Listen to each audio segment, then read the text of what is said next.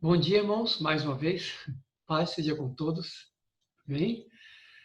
Agora, né, chegando já assim na última parte do nosso estudo aqui, nós vamos ver alguma coisa sobre a vida da igreja em Atos, né? Uma descrição sucinta, né, das características gerais da igreja, como a igreja se comportava, como ela vivia e quais eram os seus elementos, seus componentes, seus elementos constitutivos. Então, nós vemos aqui, por exemplo, em Atos, uma descrição da igreja aqui em Atos, capítulo 2.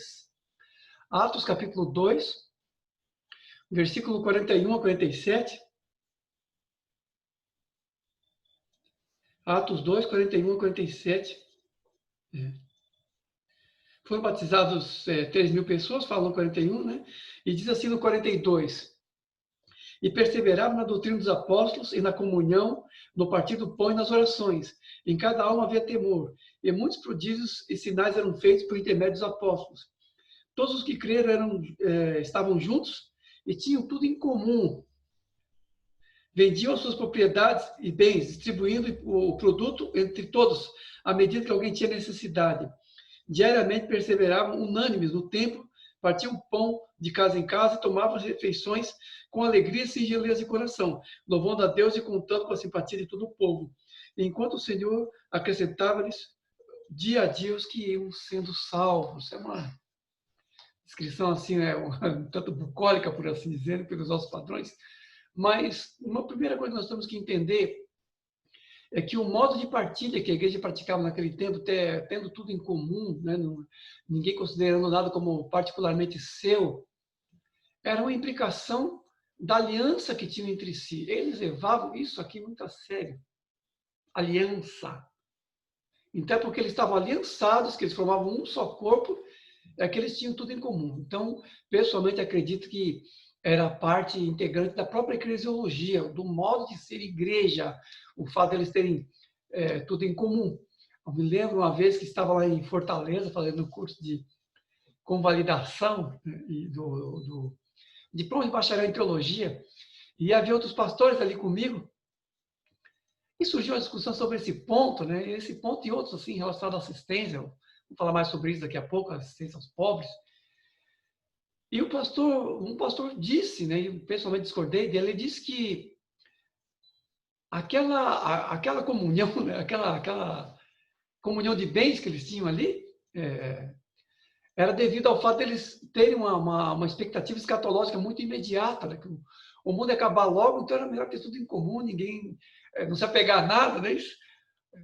Mas eu discordei e disse, olha, irmão, tem essa distribuição, essa comunhão de bens que eles tinha a ver com a eclesiologia e não com a escatologia. Você está na gaveta errada do teologia, irmão.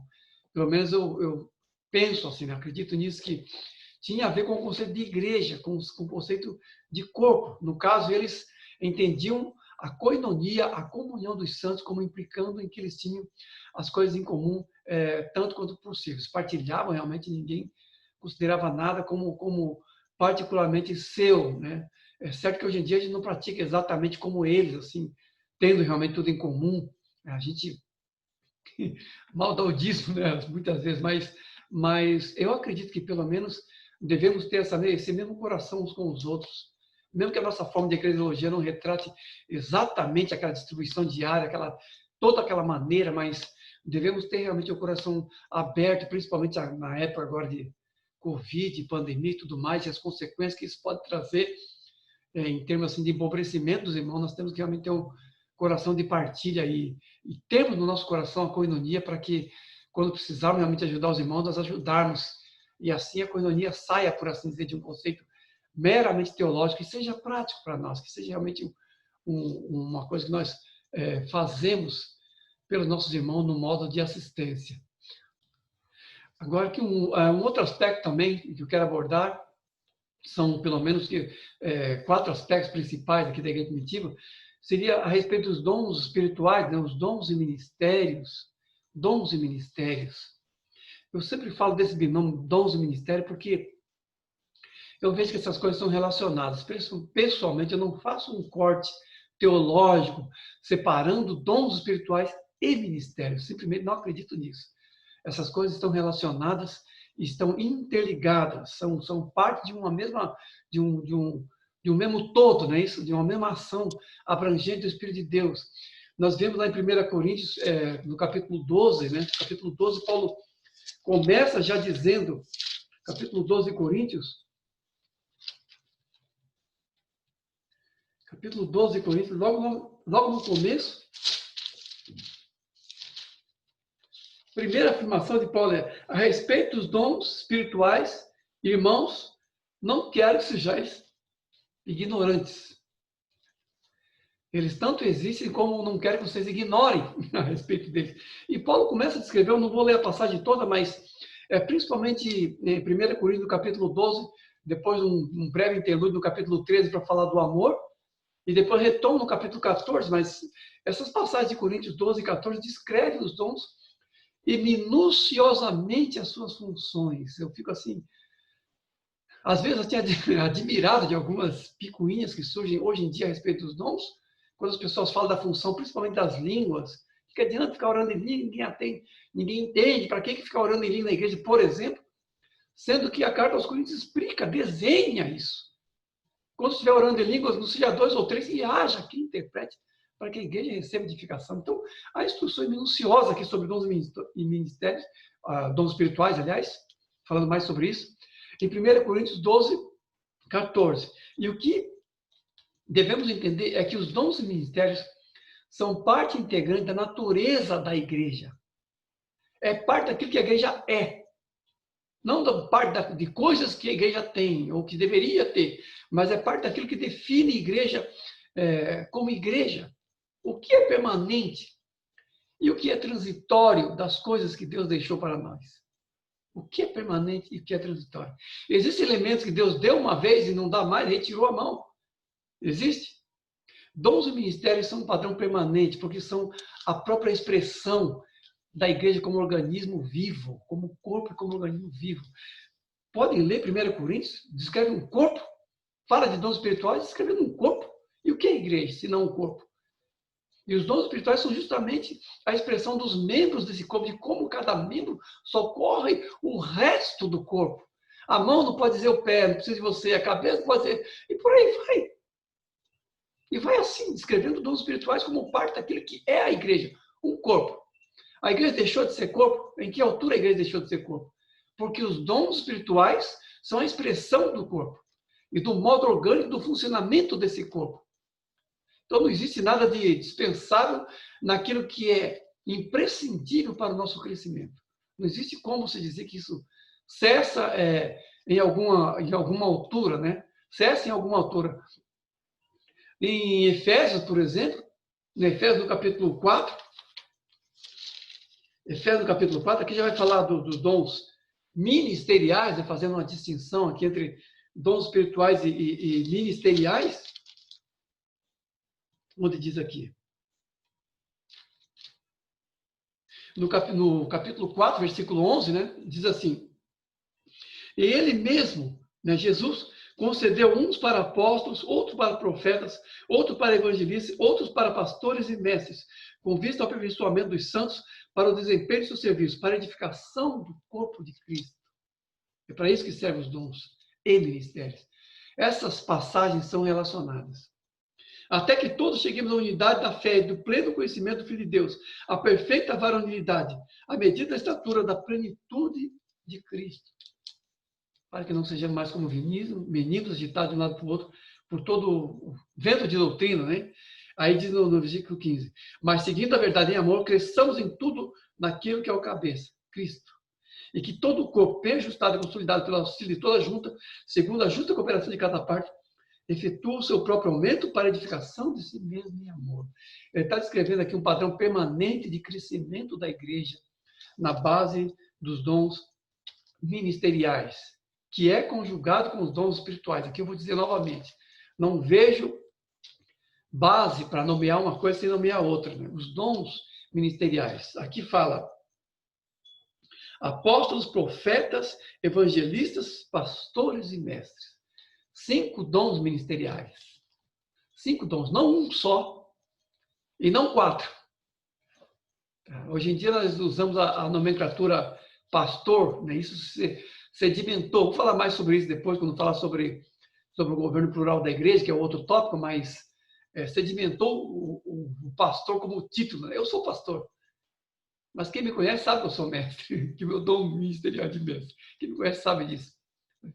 Então, esses dons são dados para quê? Para que a igreja se auto-edifique, a igreja cresça e se auto-edifique. É essa a função tanto dos dons espirituais quanto dos dons ministeriais.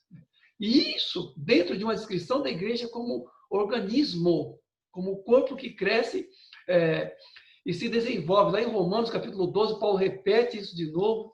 Ele não trata exaustivamente sobre isso, mas fala também sobre essa questão dos dons como parte da definição orgânica da igreja. Então, Romanos, Efésios e Hebreus falam sobre isso, sobre a questão do corpo da igreja, que se edifica, que precisa ter assistência. Aí, no caso, tirando de fora, né, todo o panteísmo ministerial, por assim dizer, que acontece hoje em dia. Eu já vi, por exemplo, se pessoas falarem, todos são pastores, todos são evangelistas, todo mundo é tudo, né? Todo mundo é um canivete suíço em si mesmo. Eu me lembro uma vez que eu tive uma discussão com um irmão sobre um pastor texano chamado Bill Bright, que o abençoado me disse que o Bill Bright na igreja dele não tem negócio de um evangelista, outro tem dom de cura, outro tem dom disso, tem dom daquilo, porque isso aí engessa a igreja. Todo mundo tem que ser tudo, aí a igreja desliza, né? Então, a primeira coisa que eu pensei foi o seguinte, bom, tá certo, agora o Bill Bright é pastor, né? Ele não é qualquer coisa, né? Então a cadeira dele está segura ali. Uma crítica, né, pessoalmente que fiz em relação a isso. Mas também, assim, no decorrer da discussão, expliquei para aquele jovem pastor que o que engessa a igreja não são os dons espirituais ou a designação de dons espirituais. Porque as pessoas falam, mas então só quem tem dom de evangelismo vai evangelizar. Ou não se trata disso, todos podem testemunhar. A questão é que a pulsação, o impulso para o evangelismo é mais forte no evangelista. Assim como a pulsação para o ensino é mais forte para quem tem dom de ensino, quem tem dom de mestre, como eu, por exemplo. O evangelismo não me entusiasma, mas o ensino sim. Por isso que estou aqui falando com vocês, inclusive. Então, os dons são definidos. Agora, os dons são definitivos. Por exemplo, Atos 13 diz, havia na igreja de Antioquia profetas e mestres.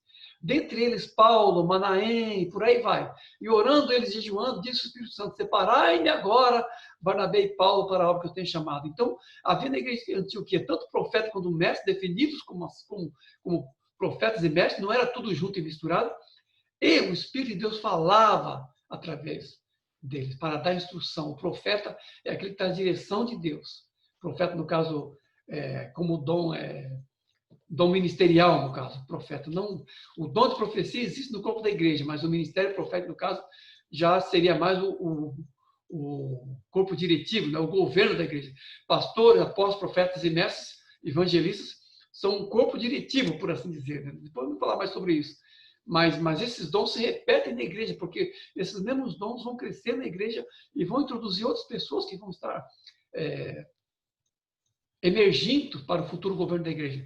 Então, o que eu discordei naquela ocasião com aquele jovem pastor é que o engessamento não vem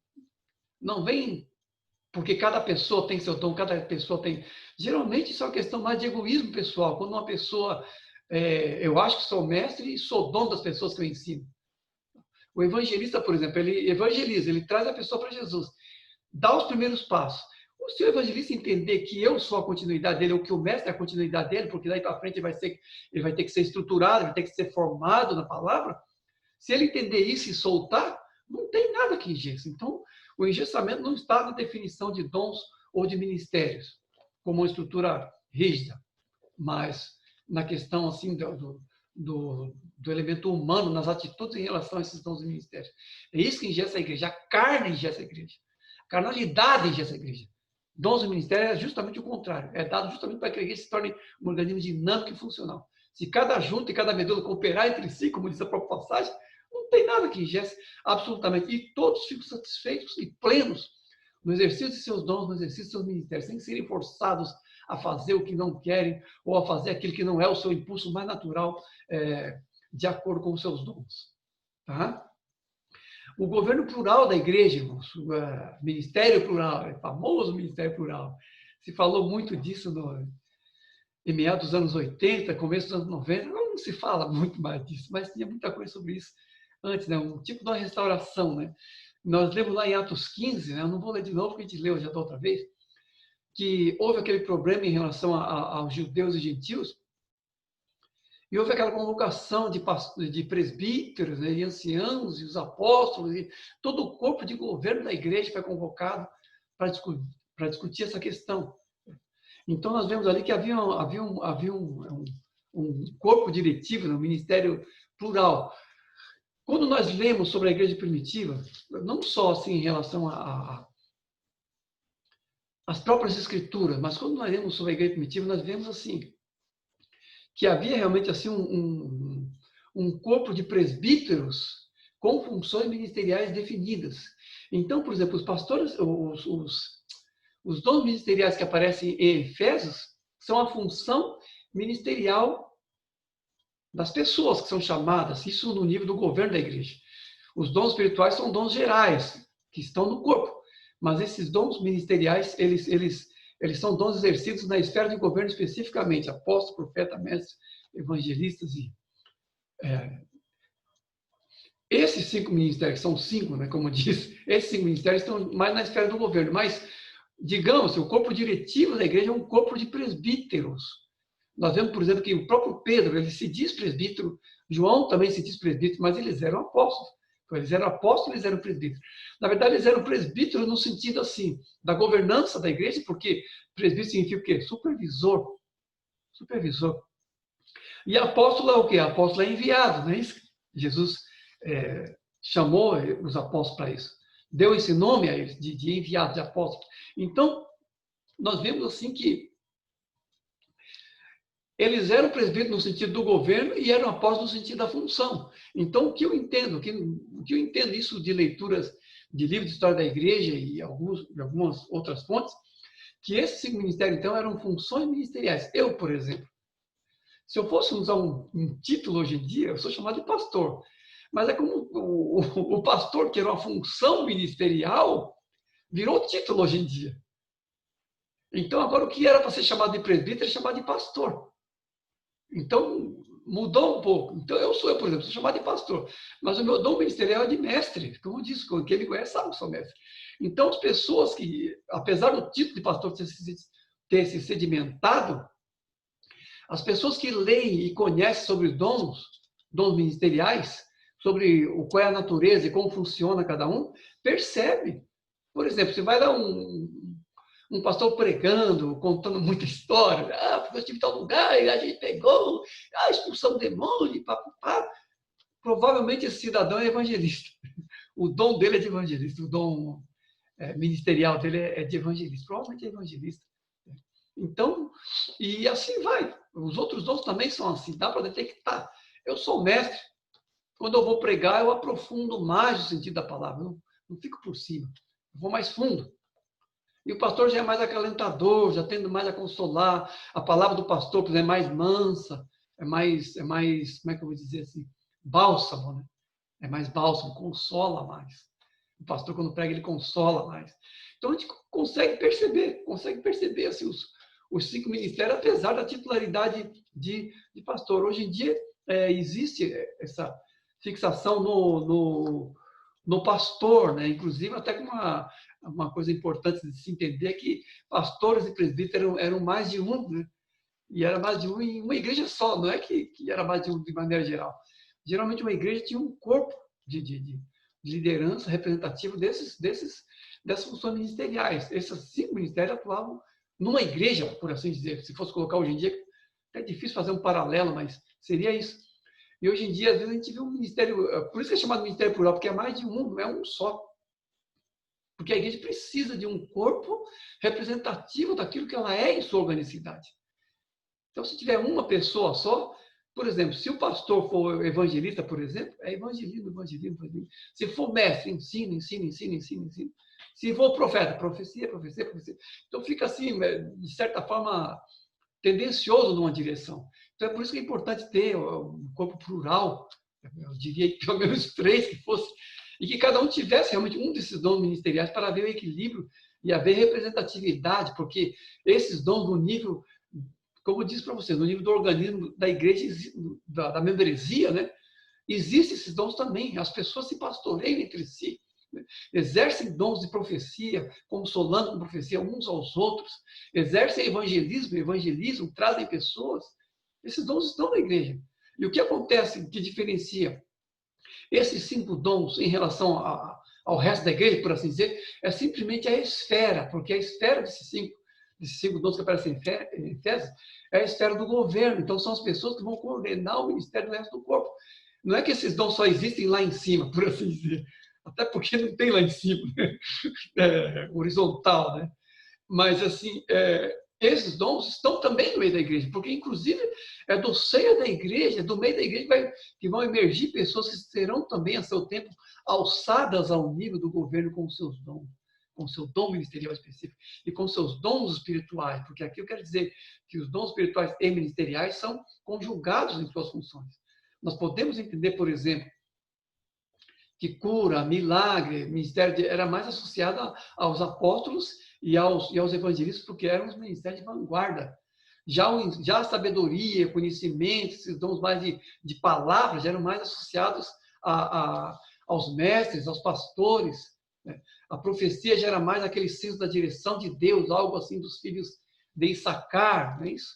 Então, esses dons, eles têm suas características, têm suas funções de direção e de palavra, e esses dons espirituais, eles dão conteúdo aos dons ministeriais. É por isso que eu digo que não acredito que sejam dispensáveis ou transicionais, que param depois de um tempo, porque são os dons que são complementares, eles se interpenetram, né, na forma orgânica da igreja. Se a igreja funcionar organicamente, os dons e os ministérios se conjugam, né, entre si. Então, a função do governo, do Ministério Plural na Igreja é justamente retratar, no nível do governo, a pluralidade e a organicidade do resto da Igreja.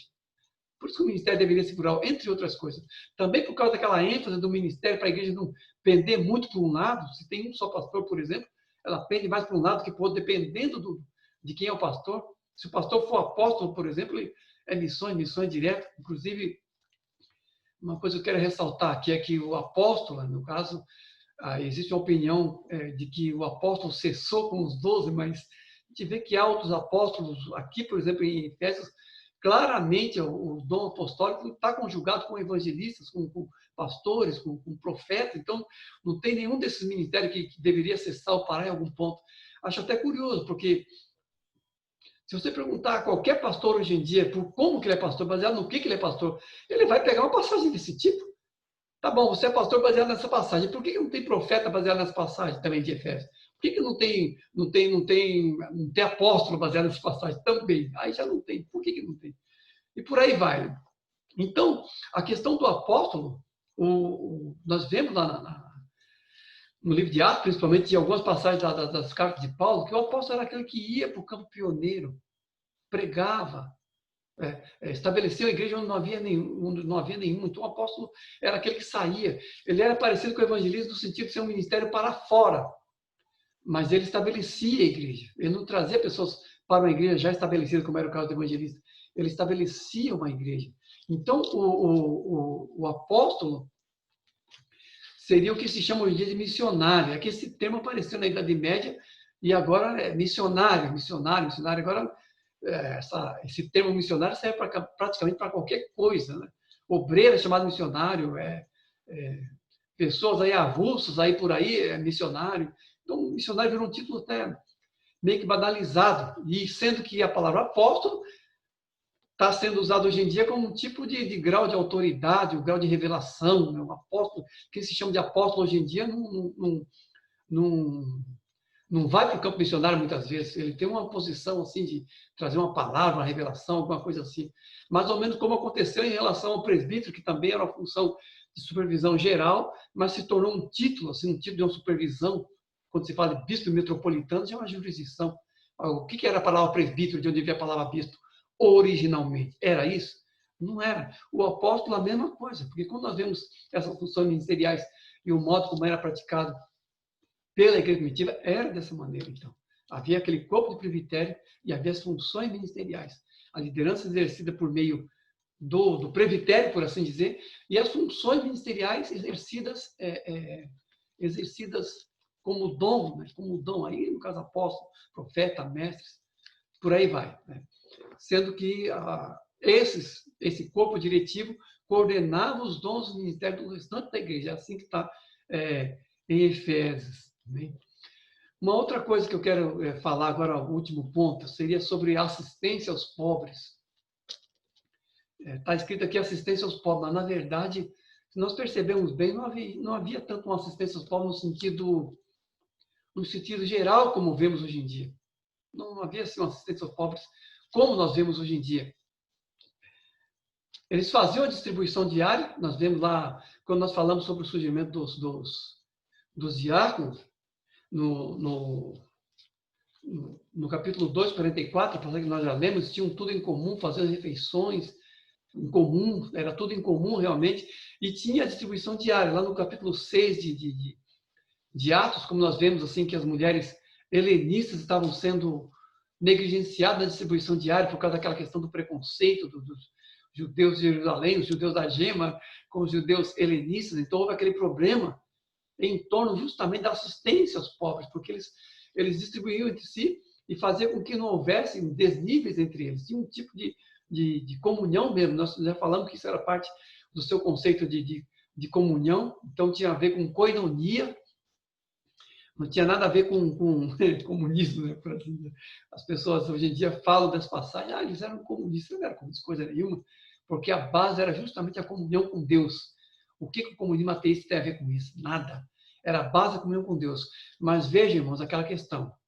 Nós ideologizamos excessivamente a igreja primitiva. Porque nessa questão é que aconteceu aquela situação dos judeus que eram negligenciados.